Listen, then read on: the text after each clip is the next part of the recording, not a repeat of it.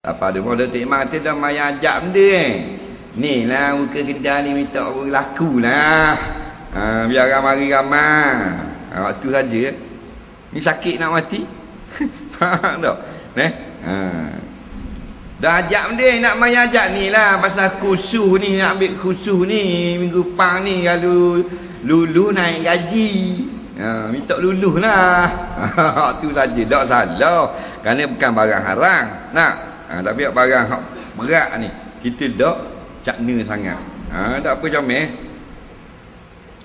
Sakit kau mana nak mati, mana kau tahu. Tak mati lagi. Tetapi cerita daripada orang yang telah melalui atau orang yang dapat wahyu berat. Di antaranya orang yang tak mati lagi boleh cerita, iaitu para nabi, para rasul. Jadi tahu mana? Wa ma yantiqu anil hawa, bukan bercakap daripada nafsu. In huwa illa wahyun yuha. Nabi-nabi kalau bercakap wahyu daripada Allah. Allah wahyukan kepada nabi, beritahu kepada umat masa nak mati keluar roh tu sakit. Dah kita tengok molek je mati senang je. Nak senyum mati. Mu tengok dah ni, tengok malam dalam drama. Hoi, waktu drama. Mana tu dak mati. Waktu lolok action. Kak, minum air. Bangun mati, bangun minum air. Tu dah mati lebong ke. Kan habis drama tu ditulis kan. Drama ini hanya rekaan semata-mata. Tiada kena-mengena dengan yang hidup maupun yang telah mati. Anda semua kena lebong belaka. Faham tak? Tu kita tambah lah tu. Faham? Sungguhnya walaupun kita tengok dia diam ketika nak mati, tetapi dia sajalah yang mengetahui. Kerana roh-roh kita ni berkawan dengan jasad sudah lama. Di mana duduk? Pada sekalian tempat. Bukan duduk setempat roh. Macam air duduk di dalam pokok. Dalam akar ada, dalam batang ada. Dalam ranting ada, dalam dahan ada. Dalam bunga dia duduk, di dalam buah pun dia ada. Sutir pohon ada belaka air di dalamnya. Maka bila diterik semula roh keluar daripada jasad, maka tersangat-sangatlah sakit. Jadi dalam hadis cerita sakit, kita cerita sakit. Nabi berdoa. Kalau barang pelawak, Nabi tak berdoa. Nabi minta berlindung. Allahumma hawin alaina fi sakaratil maut, ya Allah ya Tuhanku, ringankanlah ke atasku sakit nak keluar nyawa, sakit nak mati. Kita yang tengok mata melihat, bukan bahu memikul. Yang merasa si mati. Jadi minta dengan Allah Ta'ala. Orang lain tak rok cetong belaka. Ketua polis negara tak boleh tolong kita masa tu. Nak kabel kot mana? Minta dengan Allah. Dialah segala-galanya. Minta wirengang kepada kita. Dan Allah maghfirli, ya Allah ampunkanlah bagiku, warhamni, kasihlah kat aku. Walaupun aku masih hidup tak kasih kamu, aku kasih Manchester United. Faham tak? Tulis atas belakang kereta, I love MU, aku cintakan Manchester United. Bodoh tu. Minat sudah lah, jangan sampai jatuh cinta. Kalau I love Quran macam ni, I love Allah, aku cinta Allah, boleh tak? Boleh. I love Islam, baru boleh. I love MU kenal tak mu? Tak kenal. Jadi minat saja sudah, jangan sampai I love, aku jatuh cinta. Faham?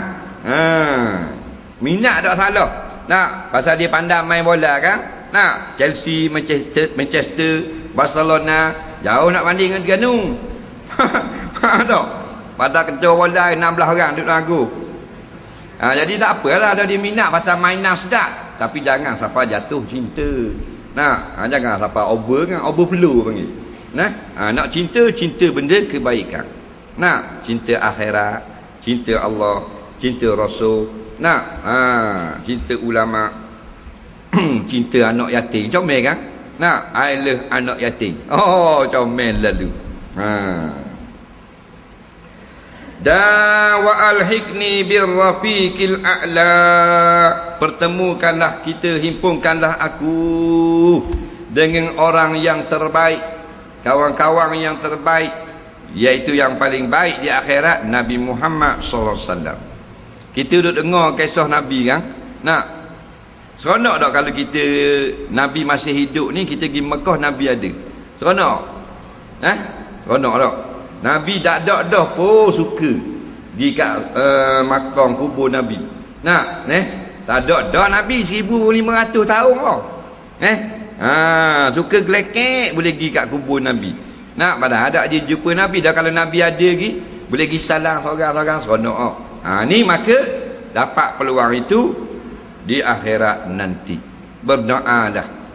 Allahumma alhiqni, ya Allah, hubungkanlah aku, pertemukanlah aku dengan Nabi Muhammad sallallahu alaihi wasallam. Memang dalam hadis ada cerita ahli syurga akan ziarah Nabi Muhammad sallallahu alaihi wasallam di dalam syurga. Ada yang ziarah setiap hari, ada yang seminggu sekali, ada yang sebulan sekali, ada yang setahun sekali. Qadar mana kecintaan kita kepada Nabi. Orang yang paling cinta Nabi duduk sebelah Nabi. Mana? Para sahabat. Siapa dekat Nabi sekali? Sayyidina Abu Bakar As-Siddiq radhiyallahu anhu. Apa bagi tu semua lebih punya dia. Dan kita ada kelebihan tak? Boleh kita dapat? Boleh, tapi kita tak buat. Sayyidina Abu Bakar apabila diminta derma untuk jihad, dia beri semua harta. Sampai Nabi tanya, "Kamu tinggal dia ada kapal dengan kebun beri, dengan kedai beri, dengan unta beri, dengan kambing beri, kok khema beri. Nak, habis dengan pitih beri, habis licin. Beri semua, Abu Bakar ya beri semua. Dia tinggal dia. Allah dan Rasul. Lepas tu dia rapat kali dengan Nabi. Kita diumumkan kutipan derma untuk maknanya buat madrasah gini-gini, rumah terbakar. Sia Sia. Awak tak? Tengok pada luruk janggut. Sia. Dah macam mana kita nak dapat dudukan Abu Bakar, betul tak? Dah. Jadi kita reda lah dengan kedudukan kita. Cak ayang ni. Cak ayang tak apa dah dalam syurga. Jangan cak naga masuk neraka. Nampak? Diumumkan kutipan derma untuk tabung kebakaran yang melanda seorang saudara kita pada kemarin hari. Tengok. Ya Allah.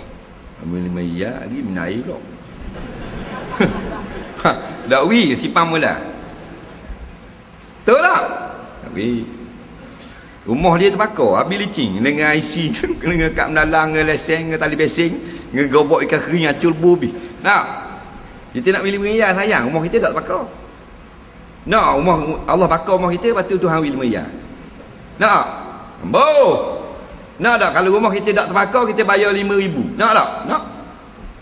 Rumah kita tak terbakar. Mari malaikat kata esok rumahmu terbakar pasal kapur ni terbakar esok. Tapi kalau bayar 5,000 lah ni, rumah tak kena esok. Kita bayar tak 5,000? Bayar. Sampai tanya rumah terbakar, wisi ya. Nak? Lepas tu nak surga Firdaus. Nak bidadari. Jadi kita dengar kisah para sahabat beginilah, begitulah, begitu ini. Kita boleh berjumpa dengan sahabat-sahabat, berdoa semua. Orang yang boleh berjumpa Nabi, maka tiada syak segala orang-orang hebat di atas muka bumi dia dapat berjumpa. Kerana dia telah berjumpa kabel yang paling besar, Nabi Muhammad sallallahu alaihi wasallam. Kalau di jabat mana pun, kalau kita boleh jumpa, masuk terus dalam bilik MB maka khani ke bilik apa ke, kita dah erang lah. Memang boleh jumpa dah. Betul tak? Tapi kalau kita boleh pergi sampai kat khani saja, bilik gawar kita dah ada kabel, tak boleh masuk. Apatah lagi bilik Mak Said dengan Wak Yoh. Faham tak? Ke tak betul gitu? Maka orang yang boleh berjumpa dengan Nabi Muhammad SAW, semsor lah. Dia boleh berjumpa dengan Sayyidina Abu Bakar. Suka tak kita boleh jumpa dengan Sayyidina Abu Bakar? Nak tengok orang lagu mana? Nak hebat lagu mana? Nak boleh jumpa Sayyidina Ali, Sayyidina Umar. Nak banyak lagi Abu Hurairah. Kita duk cerita sama. Nak boleh pergi rumah dia di dalam syurga, boleh pergi makan sekuk di istana dia. Nak boleh dah seronok kita. Dah kita pergi rumah wakil rakyat gong tu. Wakil rakyat kan hari raya rumah terbuka, dah dia masuk lah rumah, duduk kat meja luar gitu je. Gong dah ya. Gong dah. Baru pergi rumah wakil rakyat, pergi dengan dia keke. Dia dengar. Dan sunat baginya ketika itu wallahu a'lam. Kita tengok soalan pula.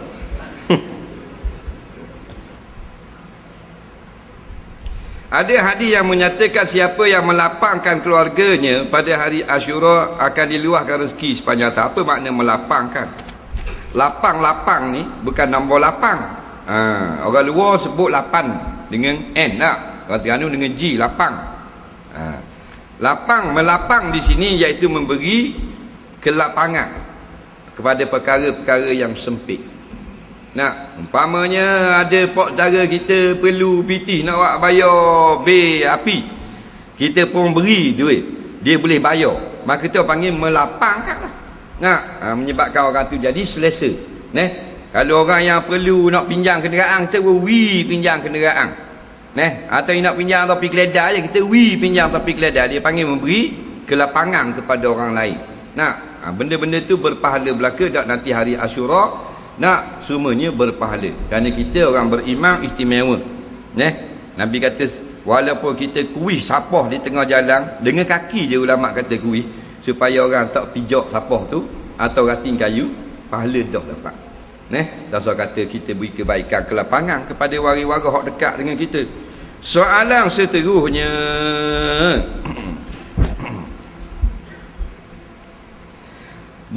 adakah boleh seorang itu puasa sunat pada hari kebesaran, hari Arafah dan seumpamanya hari Tasu'a sekali dengan puasa ganti? Jawabnya ulama ada dua pendapat. Satu pendapat mengatakan kena buat suku-suku.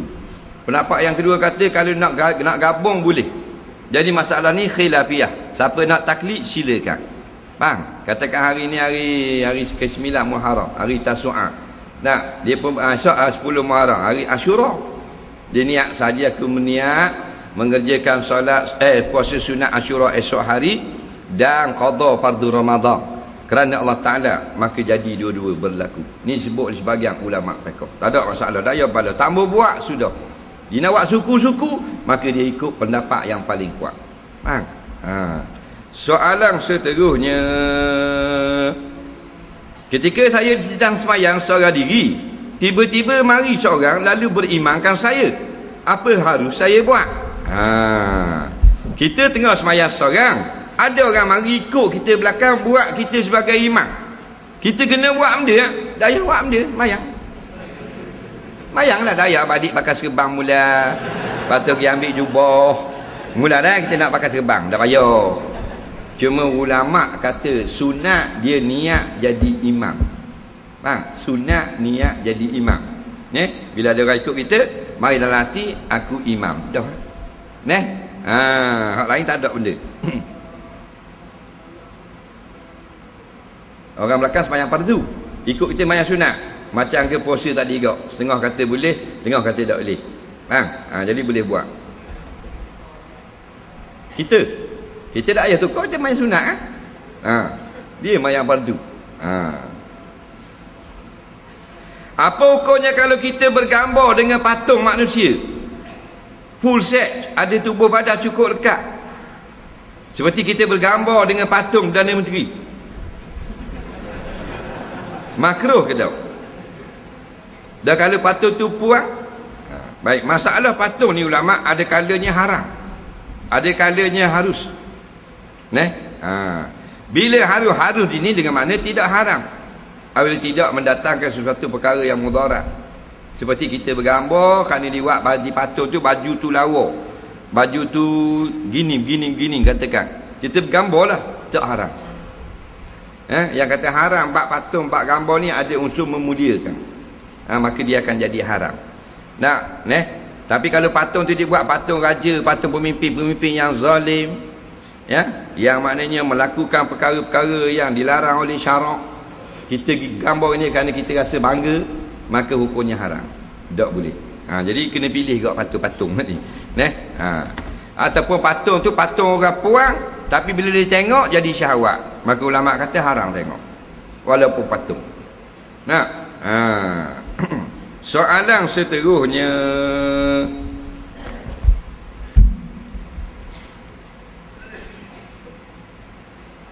boleh tak kita puasa sunat 10 Muharram Asyura saja, tak apa saya puasa sehari sebelum atau puasa sehari selepas? Jawabnya boleh. Dan kata sunat 9 dan 10, dan awak 10 saja boleh, tidak haram hukumnya. Soalan seterusnya, saya tengok orang mayang sunat rawatib, dia akan beralih tempat solat yang asal. Sunat ke buat gitu? Dengar molek, dia pergi sujud, dia tengok orang mayang, bila nak mayang sunat orang beralih tempat, kita buat apa pula beralih gitu? Jawabnya tidak wajib. Lepas kita semayang fardu, kita nak semayang sunat pula, tak wajib gerak ke lain, situ pun tak ada masalah. Sujud situ pun tak apa, cuma sunat. Kita beralih tempat, bukan wajib. Sunat, bukan wajib. Jadi kalau tak boleh nak beralih, tak payah, duduk situ je semayang. Kalau ada peluang, kita beralih. Jauh mana kena nang depa, tak, beralih tempat sujud sahaja. Kerana matlamat asal dia untuk memperbanyakkan tempat sujud. Jadi tadi kita sujud sini, kita gerak dalam sejekat, sujud sini pula. Faham tak? Dikir masuk sunat dah. Kerana dalam hadis kata setiap tempat yang kita sujud, dia menjadi saksi di akhirat nanti. Jadi kalau dia semayang di masjid Ngadam Baru, dia memang orang Korea sini, dia jangan mayang kat tula, dia mayang biar banyak tempat. Lek ni, lek tu, lek ni, lek tu, lek ni, lek tu.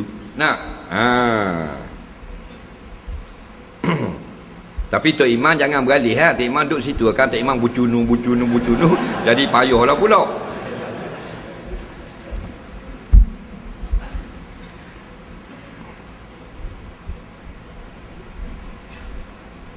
Berdosakah seorang ibu mengepos ni pula gambar anak untuk dijadikan bahan lawak di Facebook? Ni mock Facebook. Dia post gambar anak dia, jadi orang pun tengok jadi suka. Orang suka ni dia dua jenis. Suka yang tidak menyebabkan dia itu aib, tak apa, tak ada masalah. Yang tak bolehnya suka dan jadi aib dia. Tu kita kena jaga. Facebook ni satu penyakit kau. Dia bubuh ke gambar. Gambar tu pilih-pilih lah ketek. Ni gambar ayah tengah tidur, mulut teranga macam lembu mulut. Anak pun pukul dengan telefon, boh dalam Facebook. Jeng ayah dia. Ayah post dak, ambil pula gambar anak tengah tidur. Dia duduk belawang itu. Jadi keluarga bahagia Facebook. Penyakit kat Facebook ni. Ada orang yang jenis dia masuk dalam page orang ngacak. Ni ramai. Dia masuk dalam page dia kotok itu, kotok ini, kata gitu, kata gini. Orang ni dia mental, psychiatric dia panggil. Kita pernah siasat orang-orang gini, kita pergi ke page dia, tak ada orang rupanya. Page dia tu tak ada orang. Dia post, dia jawab. Dia post, dia jawab. Dah naik 3 bulan, bengong lah. Jadi panasan orang tak mari kat dia. Alang pergi page orang ngaca. Banyak kan gitu. Dia mentor dia panggil. Tapi ada ke ada ngaca, tapi mentor ke? Dia post, dia jawab. Ada tak? Dia saja bagi pukul 8. Kita tengok kat page dia. Lapar perut. Dia tulis. Lepas tu senyap 15 minit. Cari isi lemak. Faham tak? Dia panggil cakap serang. Faham tak? Lepas tu senyap boleh sejam, dia seorang page dia bunyi senyap lah. Faham tak? Tu gila kat tu, gila sepera dia panggil. Siang kita tengok. Tapi tak apa, dia tak dosa kat orang. Dia seorang diri. Jadi tengok-tengoklah gambar anak, gambar mak nak ubah. Jangan sampai memalukan. Soalan seterusnya, saya kerja pagi, surah kat mak saya tahajud pukul 3 pagi. Satu tamang dengar, tak ke mengganggu ramai orang. Dengar molek. Solat tahajud adalah solat sunat yang tidak ada seorang ulama mengatakan wajib, dan dia dikerjakan seorang diri, dan afdal jika berjamaah dengan keluarga kerana ada hadis. Tetapi jika kita buat berjamaah ramai panggil orang kampung dengan tujuan untuk tarbiyah, maka hukumnya sunat, tetapi jangan sampai mengganggu. Tu je. Kalau nak buka speaker, buatlah speaker kalau boleh dalam masjid sahaja. Kalau luar Portubik jangan kuat sangat. Nah, itu yang terbaik. Ada pun bang subuh, bahang dah biar cabut speaker tak apa. Nah, tu kerana dimasukkan dalam kategori sunnah, iaitu mengkuatkan suara dengan memanggil orang semayang. Nah, ni kadang-kadang orang tu balik lewat pukul 2 pagi nak tidur, kat nak bangun subuh pula, Tobik selalu kok speaker nangis. Tok Bila mana tahajud ramai-ramai, jeng kawan tu tak boleh tidur, ganggu orang tak? Ganggu lah bermusuhan dengan orang sejid. Betul jadi comel. Apakah itu koring? Orang kata koring itu kembar kita, dia alam baik. Betul ke tak? Betul lah, kawanmu ni sudah tidak betul. Koring ni jin yang jahat, yang setiap manusia dilahirkan maka ada seekor duduk di sebelah kita. Kerja dia benda? Kerja dia menghasut kita kepada perkara yang salah. Sehingga Nabi pun ada jin yang jahat, jin kafir ni, tetapi telah diislamkan dia, maka selamatlah koring Nabi. Hak lain tak. Maka siapa yang ikut koring, maka koring ini akan jadi kawan dia di akhirat nanti, masuk dalam api neraka. Koring tidak akan suruh benda yang baik, tapi bukan saudara kembar, salah tu. Sebab dia kata ni adalah saudara kembar kita. Kembar ke mana kita beranak serang? Tak. Koring bukan anak beranak kita, dia jin kafir. Dia bukan kembar kita.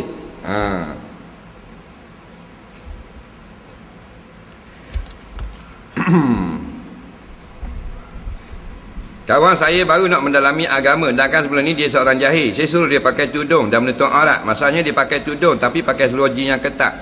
Bolehkah Ustaz bagi tahu mana aurat perempuan ini? Hadis-hadis menerangkan tentang azab-azab orang yang tak tutup aurat. Sebab dia ada marilah malam ini.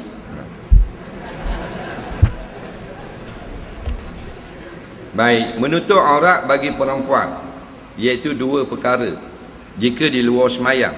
Adapun di dalam semayang, maka hukumnya satu perkara saja. Dalam semayang yang tak ada orang laki-laki tengok, tutup warna kulit saja. Kalau ketat tak ada masalah. Tetapi jika ada orang laki-laki yang ajnabi boleh melihat, maka dua perkara disyaratkan. Yang pertama tutup warna kulit, yang kedua jangan sampai ketat. Ketat warna mensifatkan bentuk tubuh. Jadi masalahnya orang puang ni dia pakai ketat. Bila pakai ketat nampak bentuk punggung, bentuk peha je. Orang lelaki suka tengok. Mang suka tak bang? Kat mana? Punggung ke peha suka tengok? Dua-dua. Sama lah, semua tu wakil je tu. Faham tak? Jadi nasihat kita, tosahlah pakai ketat. Bila kita keluar daripada rumah, tak usah pakai ketat. Sebab bila pakai ketat, kita sebenarnya masih lagi tidak menutup aurat dengan sempurna. Walaupun jin kita tebal dah, keluar kita tebal dah. Kenapa orang perempuan dia pakai gitu? Kenapa orang perempuan dedak aurat? Kenapa orang perempuan pakai ketat? Bapa orang perempuan pakai seksi? Bapa gini, bapa. Sesaja jawab je, kau wanita ni ingin dilihat cantik. Betul tak? Itu saja penyakit dia. Mana-mana pun. Tak usah kata anak kita apa orang. Bini kita nak kelihatan cantik. Betul tak? Tak usah kata bini kita, mak kita nak comel. Tak usah mak kita, tok kita nak kelihatan cantik. Dalil tengok bila ada orang kematian ke temun natu. Tok kita nak pergi, tok kita 70 dah. Nak pergi kat orang temun natu, dia pakai baju lawak. Gitu tak? Gitu apa? Dah tangan tu.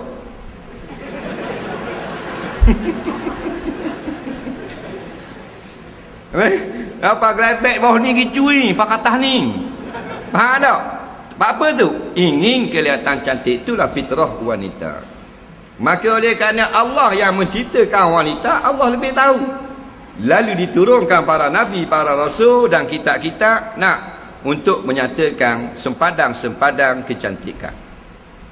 Maka turun ayat wala tabarrujna tabarrujal jahiliyatil ula. Hei kau wanita, kalau kamu nak berhias, berhias. Aku tahu mu memang suka berhias. Kalau mu nak make up boleh, aku tahu. Mu nak pakai lawa boleh, aku tahu. Tetapi wala tabarrajna, jangan kamu berhias sehingga menjadi seperti berhiasnya perempuan-perempuan jahiliyah. Jadi over sangat-sangat. Jadi kalau kita nak kelihatan lawa, adakah mesti kita pakai luar ketat? Tak payah. Orang puang pakai kertas suat kabur Cina pun lawa, pasal dia orang puang. Jadi kita pakai ketat nak suruh orang tengok kita seksi, tak payah. Kerana mu always seksi. Dia orang puang kan, bayang seksi tu. Tak usah kata tubuh badan. Orang puang sebut orang puang seksi. Betul tak? Dia pakai baju kebaya seksi. Dia pakai bikini seksi. Dia pakai baju korong seksi. Dia pakai nikah pun seksi, pasal dia jenis seksi. Orang puang. Tapi orang lelaki tak ada seksi. Oh seksi tu bila? Ada.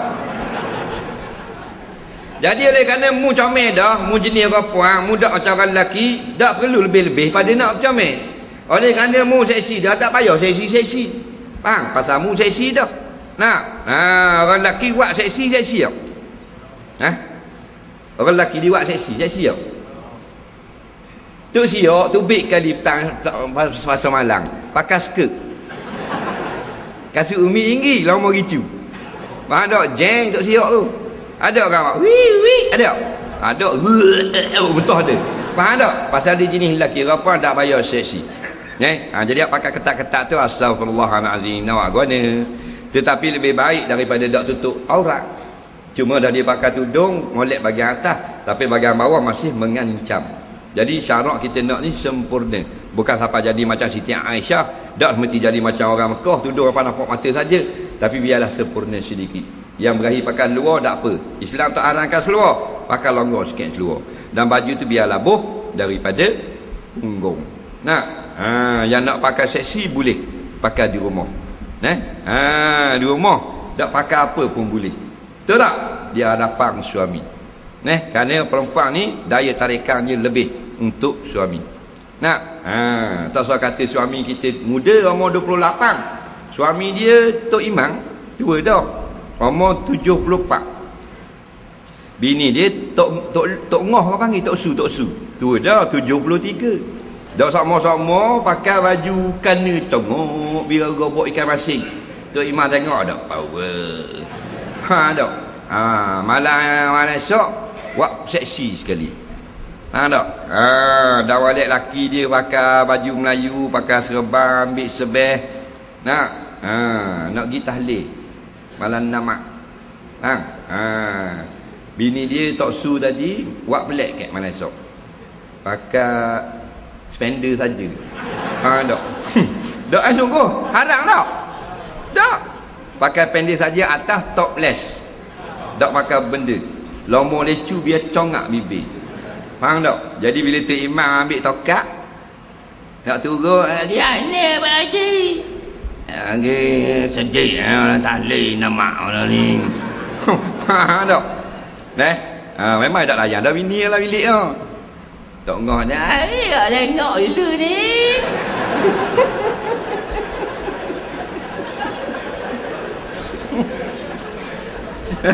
Tok Imam buka kerek tengok. Tok Ngoh gicu merah, eyeshadow hijau, pakai lalang je, Gangnam. Tengok kan. Tok Imam dia tahlil mana tu? Tak, tahlil di rumah. Lepas habis sebeh-sebeh, betul tak? Tu tarikan nak seksi di rumah untuk suamimu. Mu tak apa. Jadi luar rumah jadi berdosa saja. Jadi kau beki slow and steady. Soalan seterusnya.